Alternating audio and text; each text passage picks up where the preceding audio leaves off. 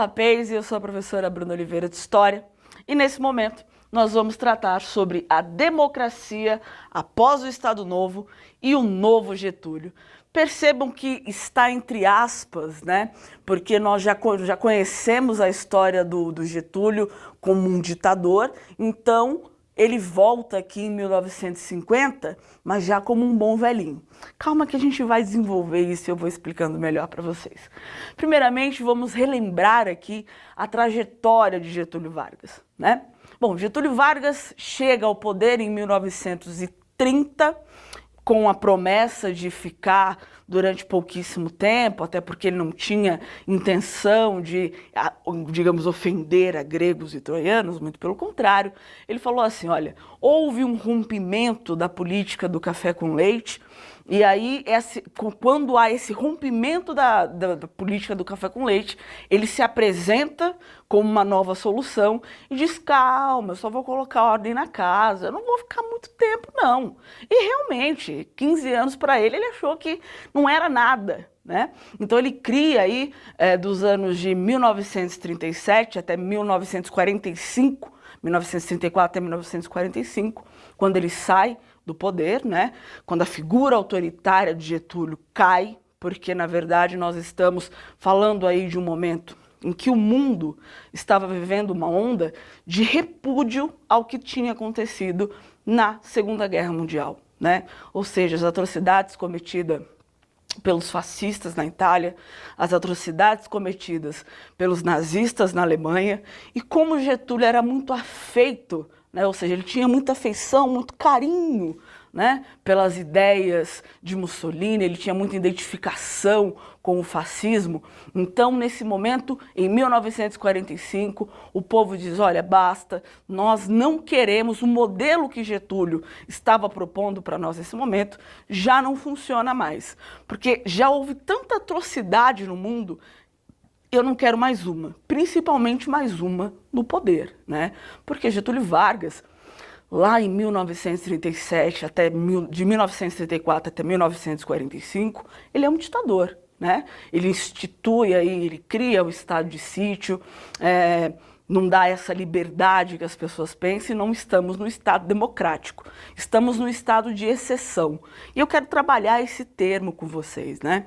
Democracia é um estado livre, vamos dizer assim, e que um povo possa, de fato, fazer as suas próprias escolhas. O estado de exceção, que é o estado em que Getúlio governava naquele momento, é o estado de poucos, o estado pequeno, o estado para poucos. Coisa para poucos, fazer coisas que beneficiassem um determinado grupo da sociedade. E esse determinado grupo da sociedade é a elite, como sempre, né? Bom, então, esse novo Getúlio que chega em 1950, ele já não usa mais os uniformes imponentes que ele usava de militar, ele já não usa mais. E aí eu gostaria de chamar a atenção de vocês para esse desenho, para vocês verem Getúlio saindo aí do livro de história, né? Então, nesse momento, nós estamos falando do bom velhinho. Getúlio chega ali em 1950, ele já é outra pessoa. Inclusive, para vocês aprofundarem melhor esse conhecimento, eu sugeriria que vocês assistissem o filme Getúlio, né, que vai falar sobre a vida do Getúlio de 1950 até 1954. É um filme fantástico, vale muito a pena perceber as mudanças, né, que Getúlio foi fazendo as mudanças de fala, as mudanças de discurso que ele foi fazendo para poder voltar nos braços do povo, né? Porque em 1950, quando ele vota por voto, né? Ele vota porque as pessoas escolheram que ele voltasse, ok? Bom, então nós temos aqui o fim do estado de sítio. O que é o fim do estado de sítio? Quando ele volta, ele falou, ó, chega, não vai ter mais, o estado de sítio acabou. O estado de sítio dá ao governo a liberdade, né, dos seus comandados ali, para os policiais, enfim, para quem trabalha para o governo, de olhar para você e falar, olha, você tá meio estranha, essa pessoa aí, sei lá, meio esquisita, hein? Vou dar uma seguida nela. Então, pessoas poderiam entrar, os militares poderiam entrar na sua casa a qualquer momento, pegar o que achava necessário e falar, ah, é comunista, vou queimar todos os livros aqui, vou dar uma surra, vou prender. Isso é o estado de sítio, ou seja, todas essas invasões que eram uma atrocidade, eram normais dentro da época do governo getulista, porque, afinal de contas, né, diante de um ditador, nós não podemos falar muita coisa, né? Em 1950, o Getúlio ele traz muito forte a questão do nacionalismo econômico, né? Ou seja, ele quer que o Brasil cresça economicamente e cresça por si só, e com isso ele cria a Petrobras, né? Que existe até hoje, que foi criada no governo dele, e ele diz o seguinte, olha, vamos parar de fazer com que toda a nossa industrialização que está acontecendo, enfim, seja só internacional, que venha só de fora. Vamos começar a produzir aqui também. Nós temos como produzir aqui. Então vamos fazer isso acontecer, né? Então ele tem essa ideia do nacionalismo, nessa nova fase ele é muito nacionalista. Ele quer muito que o Brasil cresça, que o Brasil floresça. Mas é claro, há também interesses escusos por trás disso, né?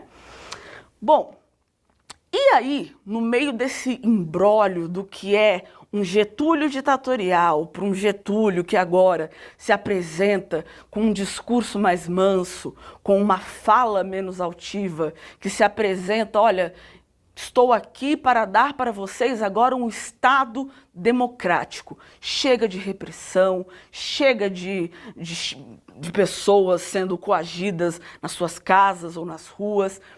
Mas ele não acabou com o DIP, que é o Departamento de Imprensa e Propaganda, né? Que vai aparecer, inclusive, na ditadura civil-militar. Esse Departamento de Imprensa e Propaganda, ele nada mais era do que, digamos assim, estamos aqui gravando uma coisa, a pessoa está vendo, o jornalista fazendo o seu trabalho, e aí ele olha e fala, ah, não gostei, está falando mal de mim.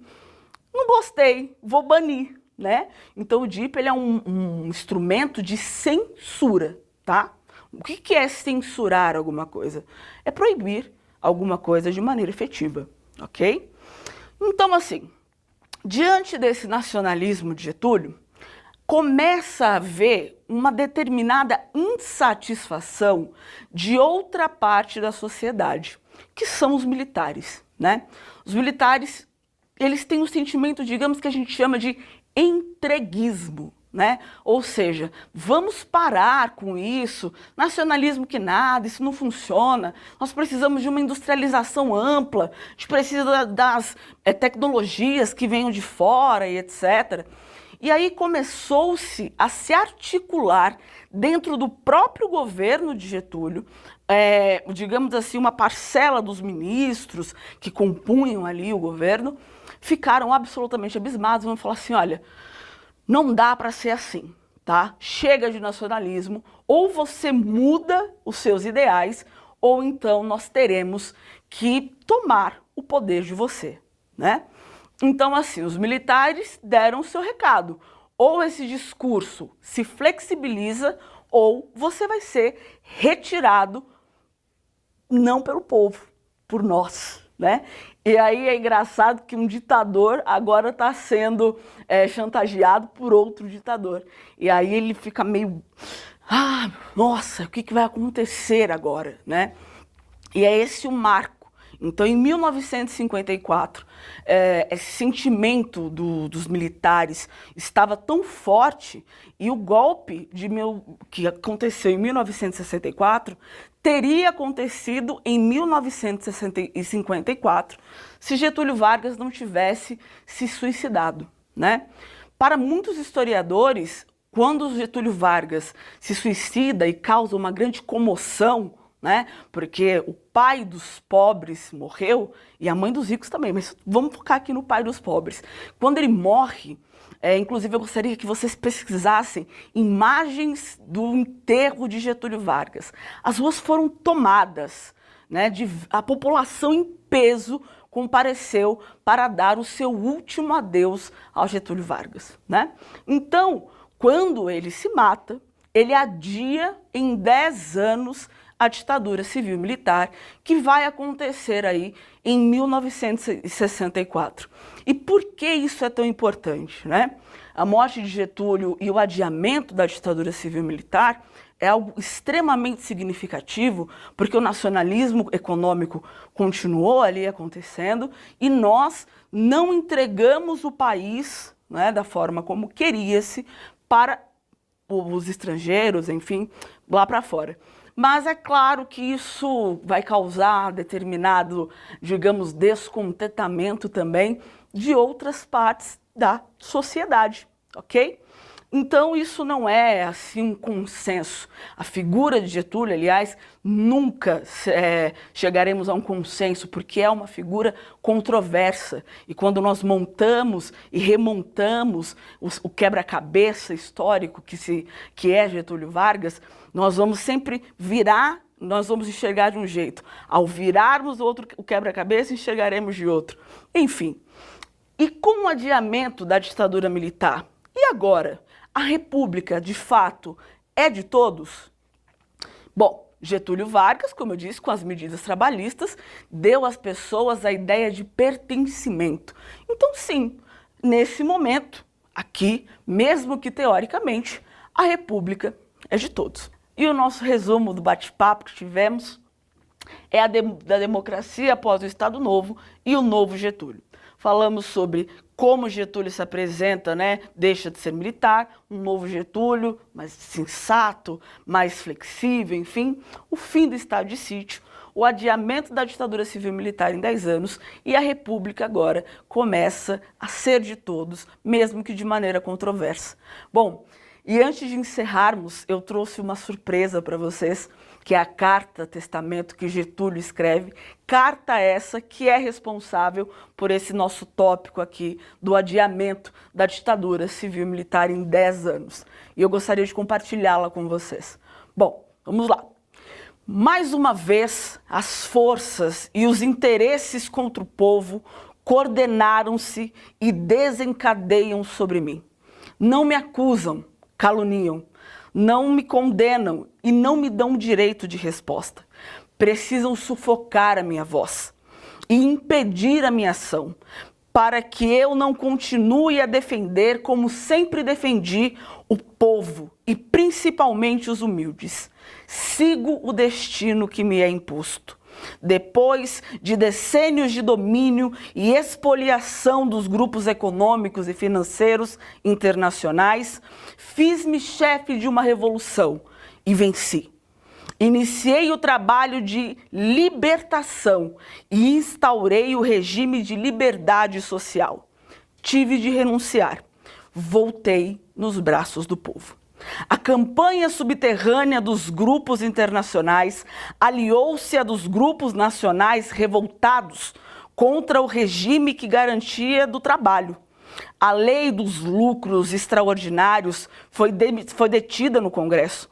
Contra a justiça da revisão do salário mínimo se desencadearam os ódios. Quis criar a liberdade nacional na potencialização das nossas riquezas através da Petrobras. Mal começa esta a funcionar e a onda de agitação se avoluma. A Eletrobras foi obstaculada até o desespero. Não querem que o trabalhador seja livre, não querem que o povo seja independente. Assumir o governo dentro de uma espiral inflacionária que destruía os valores do trabalho. Os lucros das empresas estrangeiras alcançavam até 500% ao ano. Nas declarações de valores do que importávamos, existiam fraudes constatadas a mais de 100 milhões de dólares por ano. Veio a crise do café. Valorizou-se nosso principal produto. Tentamos defender o seu preço e a resposta foi uma violenta pressão sobre a nossa economia, a ponto de sermos obrigados a ceder. Tenho lutado mês a mês, dia a dia, hora a hora, resistindo a uma pressão constante, incessante, tudo suportando, em silêncio, tudo esquecendo e renunciando. Nossa! e a mim mesmo para defender o povo que agora se queda desamparado. Nada mais vos posso dar a não ser o meu sangue. Se as aves de rapina querem o sangue de alguém que querem continuar sugando o povo brasileiro, eu ofereço em holocausto a minha vida. Escolho este meio de sempre estar convosco. Quando vos humilhares, sentireis a minha alma sofrendo ao vosso lado. Quando a fome bater à vossa porta, sentireis o meu peito, a energia para lutar por vós e por vossos filhos. Quando vos vilipendiarem, sentireis no meu pensamento a força para a reação. Meu sacrifício vos manterá unidos, em meu nome, a vossa bandeira de luta. Cada gota do meu sangue será uma chama imortal na vossa consciência e manterá a vibração sagrada para a resistência. Ao ódio, respondo com perdão. E aos que pensam que me derrotaram, respondo com a minha vida. Era escravo do povo e hoje me liberto para a vida eterna. Mas esse povo de quem fui escravo não mais será escravo de ninguém. Meu sacrifício ficará para sempre em sua alma e meu sangue terá o preço do seu resgate. Lutei contra a expoliação no Brasil, lutei contra a expoliação do povo, tenho lutado de peito aberto. O ódio, as infâmias, a calúnia não abateram o meu ânimo. Eu vos dei a minha vida, agora ofereço a minha morte. Nada receio, serenamente dou o primeiro passo no caminho da eternidade e saio da vida para entrar na história. É isso, tamo junto, até mais.